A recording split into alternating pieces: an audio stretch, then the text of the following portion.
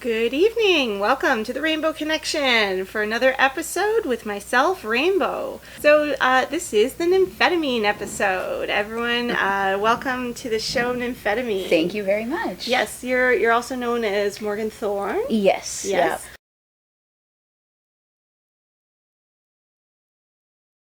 Yep. Hey guys, I am sitting here with Rainbow, and we just recorded a show for her radio show, and now she's going to join us on the YouTube channel, and yeah, here we are. So introduce yourself and tell us a little bit about you. So I'm Rainbow. I'm a 24/7 slave in a power exchange relationship, and I run a show called The Rainbow Connection, which is part of the TPOK Live brand of radio shows.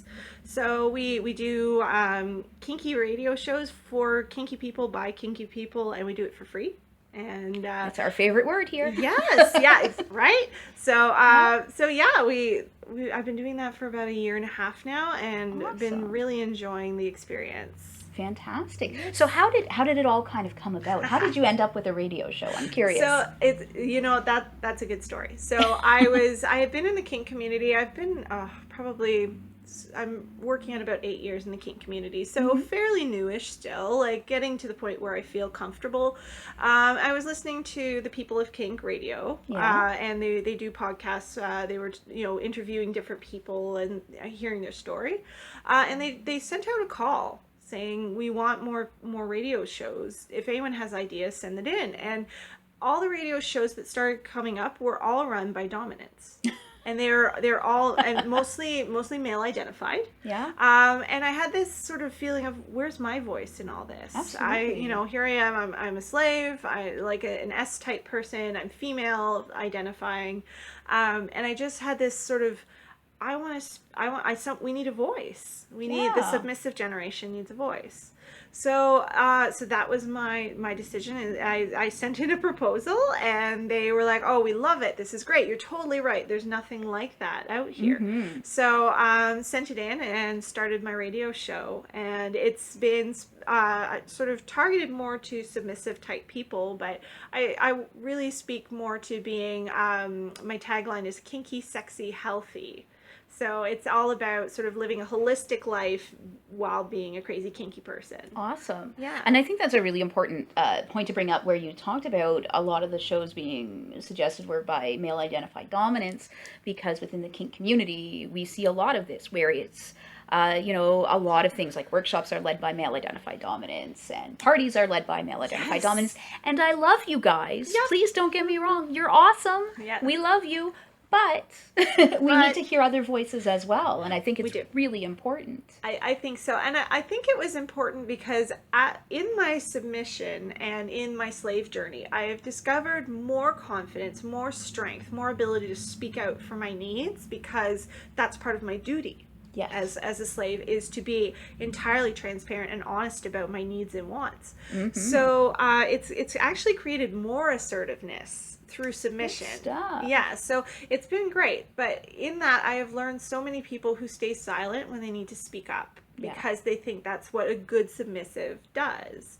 And so part of my wanting to reach out to people is like, no, the greatest submission is being entirely emotionally truthful and being able to serve your master by being true to who you are. Yeah, and that's challenging, because that makes you very vulnerable, right? It is. It's a huge vulnerability, and it was a bit of a risk personally to start with. I think, of course, it's reflected back in how healthy is your relationship with your partner, and fortunately I have a pretty healthy one. So good stuff. Yes. So it was a risk, but it was a calculated risk, because I was being asked to be more forthcoming by my master as part of my journey.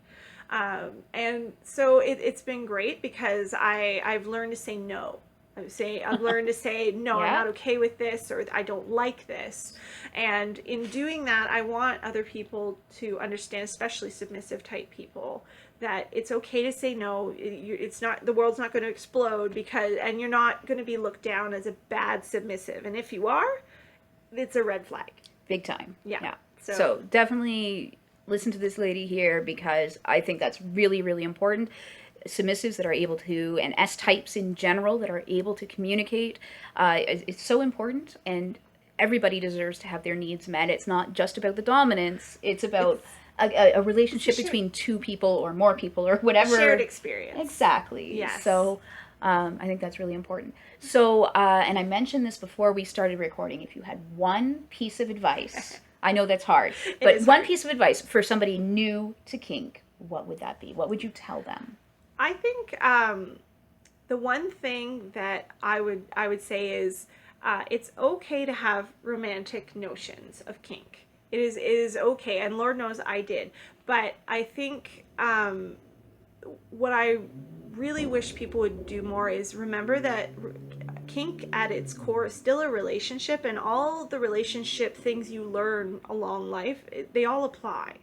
And it's even more important. All of a sudden, all those things that you thought you could kind of get away with not being very good at, like emotional honesty, being true to yourself, all those things, suddenly they're glaringly in your face because kink is just so much more intense and more more evocative of emotional responses, I find. So if I could say anything, is be in touch with your feelings and be able to talk about them, because you're going to have to. It's a foregone conclusion. At some point, someone's going to do something that's going to make you feel in kink, and maybe it's not going to feel good, and you need to be able to talk that through. And not necessarily be a victim about it. Be truthful, work through it. Most of the time, people don't do things intentionally to harm you. Yeah. So just being sort of in touch and remember that this is not necessarily a storybook. As cool and as if only. But yeah, if only. So maybe. It depends on which story we're talking about. Well, yeah, it's, some stories are more real than others. Yeah. And I think it's just it's all well and good to have the flutters about the notion of kink, but remember that this is reality, and it's at its heart, it's two or more people creating a bond. Absolutely. I think that's wonderful. And I really liked what you said earlier about how, it's your duty. Yes. To speak up and to say things and to communicate with your master. That to me is really important. And I mean, like, we are talking to someone who identifies as a slave. So if a slave, needs to be able to do this, I think that's an excellent rule within a relationship, if you want to call it that. Then all US types out there can do that too. And you're not bad for doing it. No. To me, that's a positive. I want that transparency. Yes, and it was my master who said, you're doing me a disservice by not being entirely truthful. And he said, I may not like what you have to say. Yeah. But that doesn't mean that I don't appreciate the truthfulness and being candid about things. And it just means that now we need to work towards finding harmony on things. And you can't do that if you're just sort of rolling your eyes and taking what you're given. Mm-hmm. So don't do it. Say no if it's not okay, and it will always work out better. Yeah. To me, talking from the other side of that for me is like how I know that I'm not crossing that line that we talked about on your show from, being a dominant to being a monster, right? Yes. Or being abusive. Because if I know how my partner is feeling about things and that they're cool with it, or they're ready and willing to speak up if they aren't, then I'm not going to cross that line. And I need that from them. Well, there is always that fear that someone won't speak up when you cross over where their consent may lie. And this is very much about consent and being able to communicate when you're not comfortable with something. Mm-hmm. And it's not easy. Let me tell you, it's not easy. But the more, it's like flexing a muscle. The more you do it, the easier it gets. Absolutely. And then it becomes natural and simple, and it becomes not like this big thing that you have to be intimidated by. Yeah. And I think that's really good advice. Thank you so much for chatting with us on YouTube. And pleasure. we're going to put this up. And after you watch this, I'm going to have links in the description box. And you guys can go and check out the interview on TPOK Radio. So that is really cool. And check out the other shows as well. Because there's... Wait, you've been doing that, you said, for a year now? A year, yeah. A year. Yeah, so there's several. There's some opinion pieces with, actually, my master does one called The Third Rail. There is Auntie Social's Stereotyped, it's called. So she does a lot of research pieces and talks a lot about controversy.